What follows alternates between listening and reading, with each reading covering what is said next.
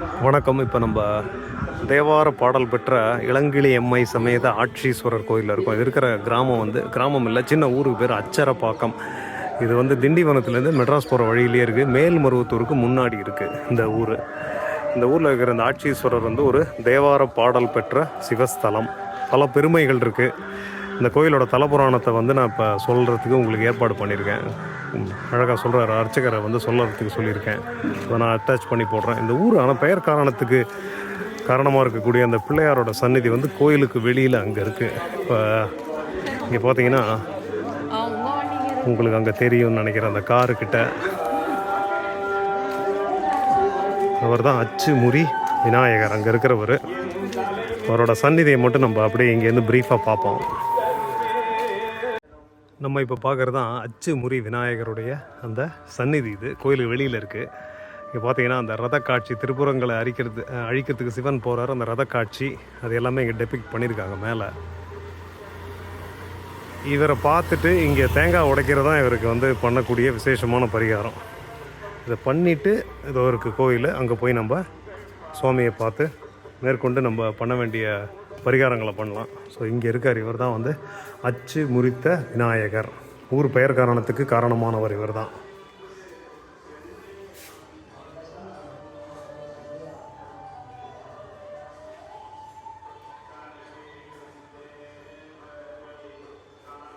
ஒரே ஒரு சந்நிதி தான். இங்கே பக்கத்தில் வீடுகள்லாம் இருக்குது. ஸோ இதை மட்டும் நம்ம சுற்றி வந்துடலாம்.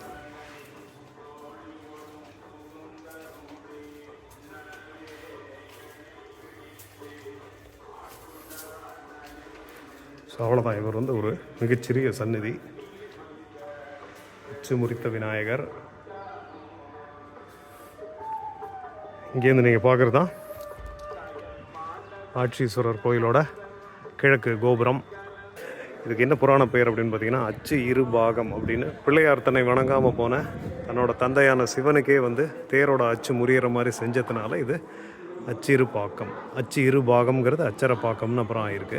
ரயில்வே லைன் பக்கத்துலேயே இருக்குது, ஸ்டேஷன் பக்கத்தில் இருக்குது. பட் பெரும்பாலான ரயில்கள் இங்கே நிற்காது. அதனால் நம்ம மேல்மருவத்தூர் எங்கேயா வரணும். ட்ரெயினில் வரவங்க, இல்லை காரில் வரவங்க, பஸ்ஸில் வரவங்க மெயின் ரோட்லேயே இறங்கி ஒரு கிலோமீட்டர் உள்ளே வந்தால் இந்த கோயில் இங்கே கன்வீனியண்ட்டாக இருக்குது. இந்த கோயிலோட தலப்புராணத்தை இப்போ நம்ம கேட்கலாம். இந்த ஊரோட பேர் அச்சரப்பாக்கம்னு பேர். புராண பேர் அச்சு இருபாகம்னு பேர். இன்னொரு சமயத்தில் தாரகன் வித்யான்வாணி கமலாட்சன் சொல்லக்கூடிய 3 அசுரர்கள் கொடும் தவம் பண்ணுறார். அந்த தவத்துக்கு கொஞ்சம் பிரம்மதேவன் வாமம் தோன்றி என்ன வரம் வேண்டும்னு கேட்கும்போது தங்கம் வெள்ளி இரும்பாலான 3 பறக்கும் கோட்டை வேண்டும்னு கேட்குறார். உடனே அந்த கோட்டையை கொடுத்தவுடனே பிரம்மலோகம், சத்தியலோகம், தேவலோகங்கள்லாம் ரொம்ப கொடுத்துருவேன். அந்த துன்பம் தாங்காமல் எல்லாரும் சிவபெருமான் முறையிடுறார். சிவபெருமான் தக்க சமயம் வரும்போது ஆட்கொள்றார்.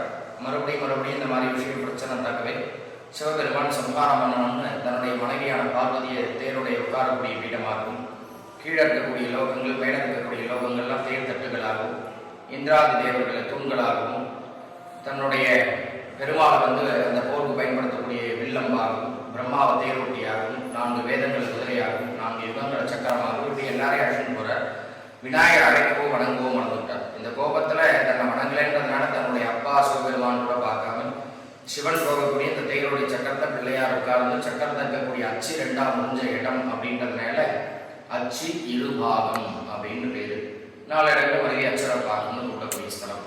உடனே இறங்கி பார்த்தா பிள்ளையார் சொல்லிருக்காரு, என்னப்பா போர் போகும்போது இப்படி பண்றீங்கன்றார். தந்தையை நீங்க தான் எனக்கு முழுதல் கடவுள் சொன்னேன், நீங்களே என்னை வணங்கவும் இல்லை அழைக்கவும் இல்லைன்ன போது சரி இதுக்கு என்ன பிராயச்சித்தம்னு கேட்கிறார். அப்போ எனக்கு முக்கனுடைய ஜீவனை பலி கொடுத்துட்டு போகணுன்றார். சிவன் தவிர யாருக்கும் 3 கண்ணு கிடையாது.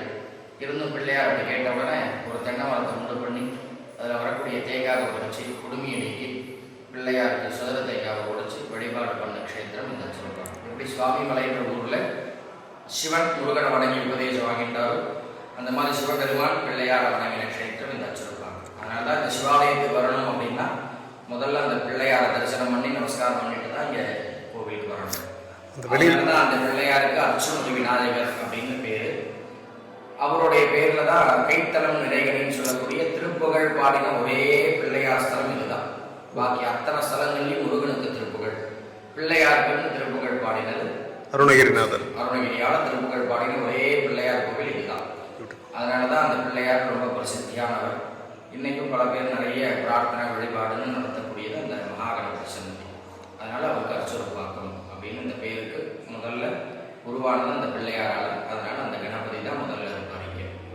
அடுத்தது இந்த கோவில் இங்கே இருக்கக்கூடிய சுவாமி பேர் ஆட்சீஸ்வரர்னு பேர், ஆட்சிபுரீஸ்வரர்னு பேர், சம்ஸ்கிருதத்தில் ஸ்திரவாசபுரீஸ்வரர்னு பேர்.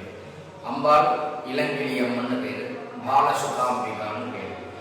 இங்கே இன்னொரு சிவன் இருக்கார், அவர் பேர் உமையாட்சீஸ்வரர்னு பேர். அந்த சிவனுடைய அம்பாள் பேர் உமா பார்வதி அப்படின்னு பேர். இங்கே ரெண்டு கருவறை கொண்டது இந்த கோவிலுடைய சிறப்பு.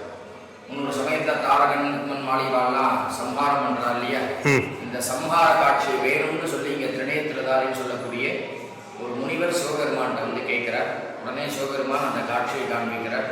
ரெண்டு கண்ணால் பார்க்க முடியாமல் சாம்பலாகி விழுந்த உடனே மறுபடியும் சிவன் அவருக்கு இங்கே உயிர் கொடுத்து திரிநேத்திரம் சொல்லக்கூடிய மூன்றாவது கண்ணை கொடுத்து அந்த காட்சியை காண்பிச்சு அவரை ஆட்கொண்டதுனால ஆட்சீஸ்வரர் அப்படின்ற பெயரோடு இருக்கார். பிறகு பாண்டிய மன்னர் ஒருத்தர் வியாபார நோக்கமாக வடநாடு போகும்போது ஒரு குடும்ப வேலையாக தான் நினச்சி விடக்கூடிய அம்பாகப்பட்டது சுயம்புவாக இருக்கக்கூடிய சிவனுடைய சிரசிலப்பட்டது. அதுக்கு பரிகாரமாக ஒரு கோவிலை கட்டணும்னு சொன்னதுனால பாண்டியருடைய பாவத்துக்கு போகிறதுக்காக அமைஞ்ச சன்னதி பக்கத்தில் இருக்கக்கூடிய உமையாட்சீஸ்வரர்னு பேர். அதனால் பார்த்தீங்கன்னா எல்லா இடங்கள்லையும் சிவபெருமான லிங்கமாக பார்க்கும், அங்கே உருவரூபமாக தரிசனம் பண்ணலாம். அங்கே வந்து சுவாமி வந்து அகஸ்தியருக்கு சித்ரா பௌர்ணமி அன்னைக்கு திருமண கோலத்தில் காட்சி கொடுத்த ஸ்தலம். அதனால் அந்த சுவாமி பின்னாடி உருவரூபமாக தம்பதி, அதனால் திருமண தடைக்கெல்லாம் பரிகாரமான ஸ்தலம். அந்த சிவலிங்கத்துக்கு எதிர்க்க இருக்கக்கூடிய நந்தி யோக நந்தின்னு பேர். எல்லா கோவிலையும் நந்தி வலது காலம் முன்னோக்கி வச்சுட்டு இடது காலம் முடிச்சிருக்காரு. அங்கே யோக மார்க்கம்ன்றதுனால அந்த திரிநேத்திரதாரின்னு சொல்லக்கூடிய முனிவர் தான் அந்த லிங்கத்தை பிரதிஷ்டாவனம் செய்து பாண்டிய மன்னருக்காக கும்பாபிஷேகம் நடத்தி கொடுத்தார். முடிச்ச உடனே அங்கே இருக்கக்கூடிய நந்தி கடியில் ஜீவசமாதி அடைஞ்ச ஸ்தலம். அதனால அங்கே இருக்கக்கூடிய நந்தி வஜ்ராசனம்னு ரெண்டு காலையும் மடக்கி இருக்கும், தலையை கீழே வணங்கி இருக்கும், கண்ணு மூடி இருக்கும், உடம்புல எந்த விதமான ஆவரணமும் இல்லாமல் யோக மார்க்கமாக இருக்கார். அவர் ஜீவசமாதி ஸ்தலம்ன்றதுனால யோக நந்தியாக இருக்காருங்க. இங்கே இருக்கக்கூடிய நந்தி அதிகார நந்தின்னு பேர். சுவாமி ஆட்சியை கொடுக்கறதுனால அவர் அதிகாரத்தை கொடுக்குறவர். அதனால அதிகார துணியாக தலையை தூக்கிட்டு உடம்பு முழுக்க மணி மாலையெல்லாம் போட்டு எல்லா நந்தி மாதிரியும் வலது காலம் முன்னோக்கி வச்சு இடது காலம் படிச்சு உட்கார்ந்து இருப்பார். அதனால அவர் அதிகாரத்தை கொடுக்குறவர், இவர் ஆட்சியை கொடுக்குறவர், அவர் திருமண வாழ்க்கையை கொடுக்குறவர் அப்படின்றது இந்த கோவில். கோவில் 2000 வருஷத்துக்கு மேலே பழமையான ஸ்தலம். ஞான சம்பந்தர், திருநாவுக்கரசர், மறை ஞான சம்பந்தர், கண்ம முனிவர், கௌதம முனிவர், சமீப காலத்து வள்ளலாருடைய வந்து அதிகம் பாடி வழிபாடு செய்த ஸ்தலம். சிவன் இருக்கார், ஆட்சிபுரீஸ்வரர் சுயம். அவருக்கு முன்னாடி இருக்கக்கூடிய அந்தமண்டபம்ன்றது இங்கே கிணறு, ருத்ர கங்கைன்னு பேர். ருத்ரன்னா சிவன், கங்கைன்றது தீர்த்தம். கங்கையாகப்பட்டவள் சுவாமி கிட்ட கேட்குறா, எல்லாரும் பூஜை பண்ணி போயிட்டு இருக்கா, அந்த வந்து என்ன ஸ்நானம் பண்ணுறதோட சுமை தாங்க முடியலன்னும் போது என் ஆராதனை பண்ண உன்னுடைய பாவத்தை விளையாடுறார். அப்படி கங்கை சிவனை பூஜை பண்ணி கங்கையில் ருத்ர கங்கைன்னு தீர்த்தம் சுவாமிக்கு முன்னாடி இருக்கும். திரேதாயுகத்தில் பிரம்மஹத்தி தோஷ நிவர்த்திக்காக பிரம்மாவும் மகாவிஷ்ணு பூஜிக்கப்பட்ட லிங்கம். துவாபர யுகத்தில் அகஸ்தியர் புலஸ்தர் வழிபாடு செய்த லிங்கம். கலியுகத்தில் திரிநேத்திரதாரின்னு சொல்லக்கூடிய அந்த ரிஷிக்கு திரிபுர சம்ஹார காட்சி கொடுத்த சுவாமி. அது மாத்திரம் இல்லாமல் பக்கத்தில் இருக்கக்கூடிய அருணகிரி, அதே மாதிரி நம்ம இவர் இருக்கார் இல்லையா